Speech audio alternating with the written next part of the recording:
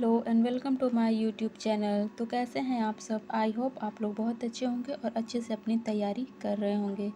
तो फ्रेंड्स, आज हम पर्यावरण अध्ययन के 30 क्वेश्चंस देखने जा रहे हैं, जिसमें पेडागोजी के भी क्वेश्चन हैं।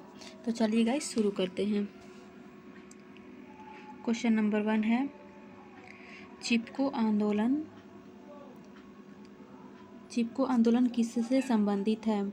जल संरक्षण से, वन संरक्षण से, मृदा संरक्षण से या वन्यजीव संरक्षण से?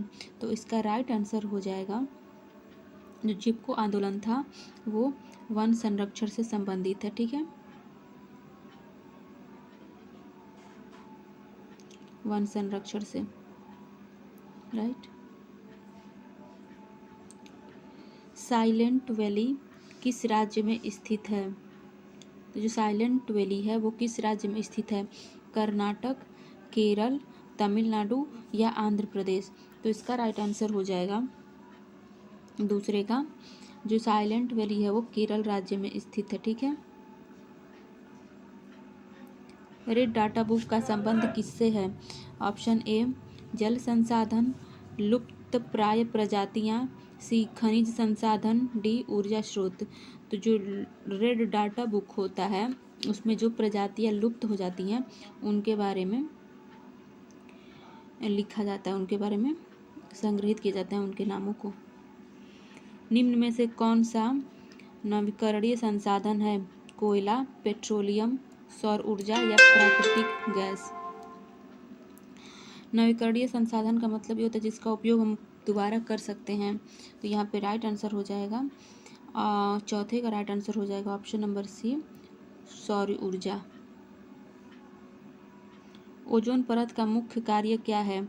वर्षा कराना, तापमान बढ़ाना, पराबैंगनी किरणों से रक्षा करना या ऑक्सीजन बनाना? तो ओजोन परत का काम है पराबैंगनी किरणों से रक्षा करना। सुंदरवन किसके लिए प्रसिद्ध है? हाथी, शेर, रॉयल बंगाल टाइगर या गैंडा? तो छठवें का राइट आंसर क्या होगा? सुंदरवन किस चीज़ के लिए प्रसिद्ध है? हाथी के लिए, शेर के लिए, रॉयल बंगाल टाइगर के लिए या गैंडा के लिए? तो यहाँ का राइट आंसर हो जाएगा रॉयल बंगाल टाइगर। निम्न में से कौन सा जल जनित रोग है? क्षय रोग, हैजा रोग, मलेरिया या डेंगू? तो मलेरिया तो मच्छर से होता है, डेंगू भी मच्छर से ही होता है, टीबी जो होता है वो भी जल जनित रोग नहीं है, बैक्टीरिया से होता है। तो सातवें का राइट आंसर हो जाएगा हैजा। सातवें का ऑप्शन नंबर बी, हैजा। वर्षा जल संचयन का उद्देश्य क्या है? जल प्रदूषण बढ़ाना, भूजल स्तर बढ़ाना, वनों की कटाई या तापमान बढ़ाना? तो आठवें का राइट आंसर हो जाएगा भूजल स्तर बढ़ाना, भूजल स्तर बढ़ाना। राष्ट्रीय उद्यान का मुख्य उद्देश्य क्या है? पर्यटन, वन्य जीव संरक्षण, लकड़ी उत्पादन या कृषि? तो राष्ट्रीय उद्यान का मुख्य उद्देश्य क्या है? वन्य जीव संरक्षण। इसका राइट आंसर हो जाएगा, नौवें का राइट आंसर हो जाएगा वन्य जीव संरक्षण करना। राष्ट्रीय उद्यान बना के वहाँ वन्य जीवों को संरक्षित किया जाता है, सुरक्षित किया जाता है। ठीक है। निम्न में से कौन सी ग्रीन हाउस गैस है? 10वें का राइट आंसर हो जाएगा, कौन सा ग्रीन हाउस गैस है? ऑक्सीजन, नाइट्रोजन, कार्बन डाइऑक्साइड या हाइड्रोजन? तो 10वें का राइट आंसर हो जाएगा कार्बन डाइऑक्साइड। पोलियो किससे फैलता है? तो जो पोलियो वायु से फैलता है, जल से फैलता है, मच्छर से फैलता है या स्पर्श करने से फैलता है? तो इसका राइट आंसर हो जाएगा, जो पोलियो है वो जल से फैलता है। काजीरंगा राष्ट्रीय उद्यान किस राज्य में स्थित है? 12वें क्वेश्चन में पूछा काजीरंगा राष्ट्रीय उद्यान किस राज्य में स्थित है? तो ऑप्शन नंबर है असम, बी बिहार, सी झारखंड या डी पश्चिम बंगाल? तो 12वें का राइट आंसर हो जाएगा असम। ठीक है। भूकंप को मापने के लिए किस यंत्र का उपयोग किया जाता है? भूकंप को मापने के लिए किस यंत्र का उपयोग किया जाता है? बैरोमीटर, थर्मामीटर, सिस्मोग्राफ या हाइड्रोमीटर? तो इसका राइट आंसर हो जाएगा भूकंप को किस यंत्र मापने के लिए किस यंत्र का उपयोग किया जाता है? तो 13वें का राइट आंसर हो जाएगा सिस्मोग्राफ। निम्न में से कौन सा जीव उभयचर है? सांप, मेंढक, छिपकली या कबूतर? तो मेंढक यहाँ पे उभयचर जंतु है। हरित क्रांति का संबंध किससे है? औद्योगिक विकास, कृषि उत्पादन में वृद्धि, वन संरक्षण या ऊर्जा उत्पादन? तो 15वें का जो राइट आंसर हो जाएगा वो हो जाएगा जो हरित क्रांति का संबंध है वो कृषि उत्पादन में वृद्धि से है। भाग 2 ईवीएस का जो पेडागोजी शिक्षण शास्त्र से क्वेश्चन आता है वो क्वेश्चन है अब यहाँ पे। तो ईवीएस का मुख्य उद्देश्य क्या है? रटने की क्षमता बढ़ाना, पर्यावरण के प्रति संवेदनशीलता विकसित करना, केवल परीक्षा में अंक प्राप्त करना या केवल वैज्ञानिक तथ्यों का ज्ञान? तो राइट आंसर हो जाएगा पर्यावरण के प्रति संवेदनशीलता विकसित करना। बच्चों के अंदर पर्यावरण के प्रति जो संवेदनशीलता है उसको विकसित करना ही ईवीएस का मुख्य उद्देश्य होता है। ईवीएस शिक्षण में भ्रमण फील्ड ट्रिप का क्या उद्देश्य है? समय व्यतीत करना, प्रत्यक्ष अनुभव प्रदान करना, अनुशासन सिखाना या परीक्षा की तैयारी करना? तो यहाँ पे ईवीएस भ्रमण का जो उद्देश्य होता है प्रत्यक्ष अनुभव कराना। सतत एवं व्यापक मूल्यांकन सीसीई का अर्थ है केवल वार्षिक परीक्षा, निरंतर और समग्र मूल्यांकन, केवल मौखिक परीक्षा या केवल लिखित परीक्षा? यहाँ पे राइट आंसर हो जाएगा निरंतर और समग्र मूल्यांकन। ईवीएस में परियोजना कार्य प्रोजेक्ट वर्क का मुख्य उद्देश्य होता है गृह कार्य को बढ़ाना, रटने की प्रवृत्ति बढ़ाना, खोज एवं अनुभव आधारित अधिगम या केवल अंक पर प्राप्त करना? तो 19वें का राइट आंसर हो जाएगा खोज एवं अनुभव आधारित अधिगम। ईवीएस शिक्षण में कहानी विधि का उपयोग क्यों किया जाता है?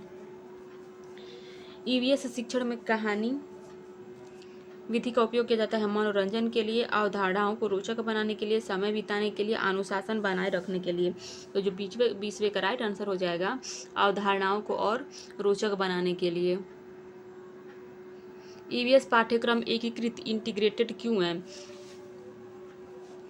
केवल विज्ञान पर आधारित है, विभिन्न विषयों का समावेशन, केवल सामाजिक अध्ययन, केवल पर्यावरण?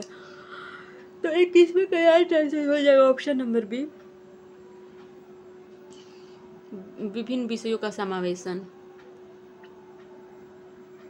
ईवीएस में बाल केंद्रित शिक्षा का क्या अर्थ है?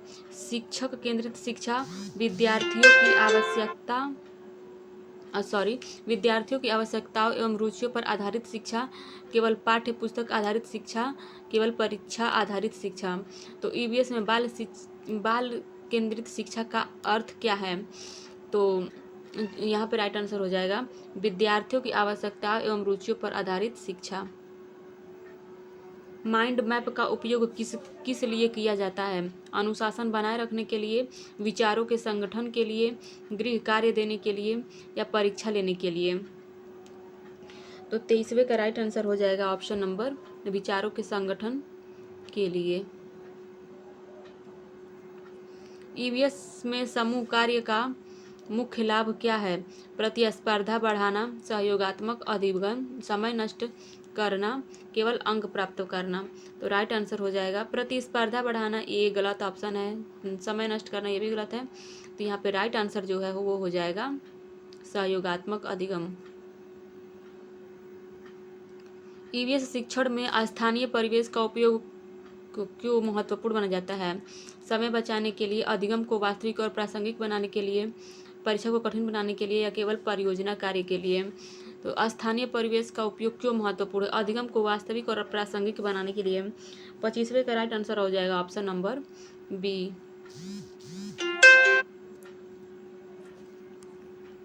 ईवीएस में प्रश्न पूछने की कला का उद्देश्य है विद्यार्थियों को डराना, जिज्ञासा एवं चिंतन को प्रोत्साहित करना, समय व्यतीत करना, अनुशासन बनाए रखना एक नेगेटिव ऑप्शन होता है। समय व्यतीत करना मतलब समय काटना, ये भी एक गलत ऑप्शन। विद्यार्थियों को डराना ये भी एक गलत ही बात है। तो जिज्ञासा एवं चिंतन को यहाँ पे प्रोत्साहित करना राइट आंसर हो जाएगा। ईवीएस में पोर्टफोलियो का उपयोग किस लिए किया जाता है? दंड देने के लिए, विद्यार्थियों की प्रगति का समग्र मूल्यांकन करने के लिए, केवल परीक्षा अंक दर्ज करने के लिए, उपस्थिति दर्ज करने के लिए। पोर्टफोलियो होता है उसमें देखा जाता है कि छात्र ने कितनी प्रगति की है, उसका मूल्यांकन करने के लिए होता है। ईवीएस में समावेशी शिक्षा का अर्थ है केवल प्रतिभाशाली शिक्षार्थियों के लिए शिक्षा, सभी बच्चों के लिए समान अवसर प्रदान करना, केवल दिव्यांग बच्चों के लिए शिक्षा या केवल ग्रामीण बच्चों के लिए शिक्षा। तो यहाँ पे सभी बच्चों को समान अवसर प्रदान करना समावेशी शिक्षा का अर्थ होता है। ईवीएस में रचनावादी दृष्टिकोण का मुख्य सिद्धांत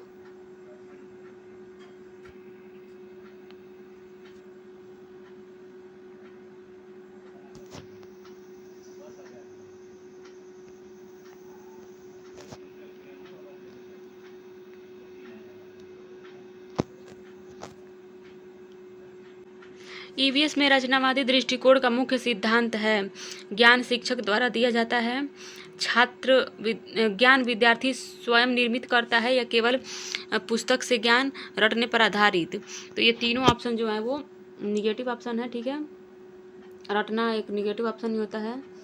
ज्ञान विद्यार्थी द्वारा स्वयं निर्मित करना एक कंस्ट्रक्टिविज्म कहलाता है।